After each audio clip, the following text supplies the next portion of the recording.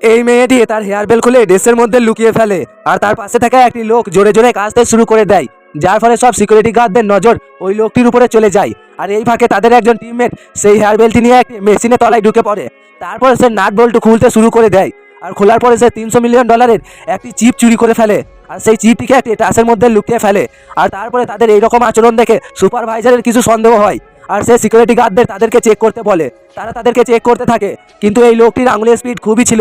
সে টাচটিকে এদিক ওদিক করে সিকিউরিটি গার্ডের চোখে ফাঁকি দিতে থাকে আর সিকিউরিটি গার্ড বুঝতে পারে না যে তার কাছে এই চিপটি আছে। তারপরে যখন সিকিউরিটি গার্ড তাকে চেক করছিল তখনই সেই টাচটি খুব সহজেই আর একজনকে পাস দেওয়ার চিন্তা করে আর সে আরেকজনকে পাস দিয়ে দেয়।